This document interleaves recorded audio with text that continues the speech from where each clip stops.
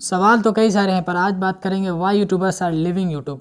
क्या रीज़न है इसके पीछे कि एक तरफ नई जनरेशन यूट्यूबर बनने के लिए यूट्यूब से पैसे बनाने के लिए कॉलेज ड्रॉप कर दे रहे हैं, जॉब छोड़ दे रहे हैं, और वहीं दूसरी तरफ कई बड़े क्रिएटर्स हैं जो कि यूट्यूब ही छोड़ दे रहे हैं। क्या उन्हें पैसा और फेम पसंद नहीं है, और अगर पसंद नहीं है तो फिर वो आए क्यों थे यूट्यूब पे। मतलब ये है कि इस एरा में हर किसी के दिमाग में एक बार यूट्यूबर बनने का ख्याल तो आता ही है। बच्चों से पूछो, स्कूल कॉलेज के स्टूडेंट से पूछो क्या बनना चाहते हो बड़े होकर, 10 में से 7 बोलेंगे यूट्यूबर बनना है, गेमिंग चैनल बनाना है, मोटो व्लॉगिंग करना है, व्लॉगिंग चैनल बनाना है। ये सब यही नहीं, अभी और सुनो, कई सारे तो ऐसे भी लोग हैं जो यूट्यूब के लिए पढ़ाई जॉब तक छोड़ दे रहे हैं। मेरा एक दोस्त है, 3rd ईयर में उसने कॉलेज ड्रॉप कर दिया यूट्यूब गेमिंग के लिए।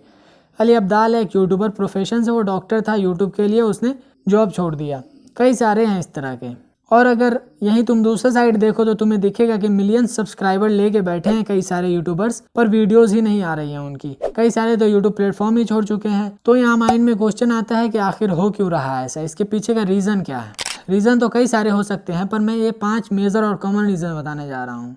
पहला रीज़न आता है एल्गोरिदम चेंजेस। यूट्यूब अक्सर अपने एल्गोरिदम में चेंजेस करता रहता है, अपडेट करता रहता है। कभी कभी अपडेट या चेंज की वजह से किसी क्रिएटर की विजिबिलिटी या उसकी रीच पर नेगेटिव इम्पैक्ट पड़ता है, जिससे क्रिएटर के व्यूज़ और रेवेन्यू में कमी आता है। और अगर ये कमी कंटिन्यू रहता है थोड़ा टाइम तक, तो क्रिएटर फ्रस्ट्रेट हो जाता है और फिर वो प्लेटफॉर्म छोड़ने का फैसला करता है, या फिर वो उस टाइम के लिए ब्रेक ले लेता है। अब क्योंकि उसको आदत लग चुका था व्यूज़ और रीच का, ऐसे समझो कि तुम्हें एक बाइक चाहिए थी, उसके लिए तुमने बहुत मेहनत करा, पैसे कमाए, फिर फाइनली एक दिन तुमने वो बाइक ले लिया, और फिर यूं हुआ कि तुमसे वो बाइक छिन गई या किसी रीज़न से वो तुम्हारे पास नहीं रही। दुख तो होगा ना तुम्हें, जिसके लिए तुमने इतना मेहनत करा था वो तुम्हारे पास नहीं है, वो तुमसे छिन गया। ठीक उसी तरह क्रिएटर ने बहुत मेहनत करा, सब्सक्राइबर गेन करे, व्यूज़ गेन करा, एक अपडेट आया, फिर उसका व्यूज़ और रीच खराब हो गया, फिर वो फ्रस्ट्रेट होगा और छोड़ देगा।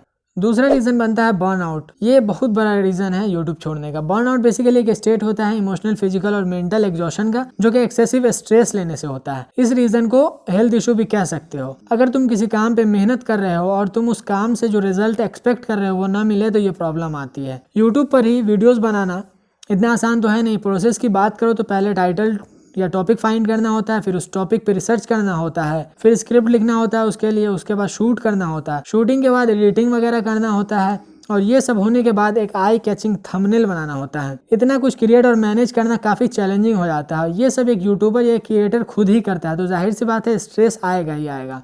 और इतना सब कुछ करने के बाद एक क्रिएटर के अंदर एक्सपेक्टेशन आ ही जाती है कि इतना मेहनत करा है, व्यूज़ आएंगे, ग्रोथ होगी, और फिर जो एक्सपेक्ट किया था रिजल्ट वो ना मिले, तो जाहिर सी बात है यूट्यूब छोड़ने का ख्याल तो आएगा ही आएगा। और जब एक बंदा कोई काम को बहुत एक्सपेक्टेशन लेके शुरू करता है तो उसके दिमाग में हर वक्त यही सब चल रहा होता है, और फिर रिजल्ट ना मिले उस अकॉर्डिंग, तो स्ट्रेस और एंग्जाइटी आना कन्फर्म है।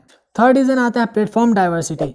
अब इसमें क्या होता है, यूट्यूबर कई बार दूसरे प्लेटफॉर्म पे शिफ्ट हो जाते हैं डाइवर्सिटी एक्सप्लोर करने के लिए। मान लो एक बंदा है जो कि यूट्यूबर है और उसको ब्लॉगिंग भी करनी है, तो वो दूसरे प्लेटफॉर्म पर ही जाएगा। अगर उसका इंटरेस्ट उधर ज़्यादा रहा, मज़ा आ रहा है उधर काम करने में, तो वो उधर शिफ्ट हो जाते हैं। इसमें कई सारे रीज़न हो सकते हैं शिफ्ट होने के। कोई कंटेंट क्रिएट करना हो जो कि यूट्यूब पे पॉसिबल ना हो, जैसे ब्लॉगिंग हो गई, या फिर कोई दूसरा मीडिया प्लेटफॉर्म या खुद का कोई वेबसाइट या पॉडकास्ट वगैरह लॉन्च करना हो। जैसे अमन दत्तरवाल सर है, वो पहले फुल टाइम यूट्यूबर थे, लेकिन फिर उन्होंने अपना साइट लॉन्च करा, अपना कोर्स लॉन्च करा, जो कि यूट्यूब पे पॉसिबल नहीं था, फिर वो उधर शिफ्ट हो गए। चैनल तो है अब भी, लेकिन वीडियोस बहुत कम आती है मेन चैनल पे, क्योंकि यूट्यूब के अलावा जो दूसरा प्लेटफॉर्म था उनके पास, वो उधर प्रायोरिटी दे रहे हैं। तो कई बार ये भी रीज़न बनता है यूट्यूब छोड़ने का। अब बात करते हैं फोर्थ रीज़न की, और वो है मोनेटाइजेशन पॉलिसी चेंजेस। अब कई बार क्या होता है कि यूट्यूब अपनी मोनेटाइजेशन पॉलिसी चेंज करता है, या फिर एड रेवेन्यू में फ्लक्चुएशन आता है, जो कहीं ना कहीं यूट्यूबर या क्रिएटर के इनकम को इफेक्ट करता है। इस वजह से कई सारे यूट्यूबर जो कि पूरी तरह यूट्यूब इनकम पे ही डिपेंडेंट हैं, उनके पास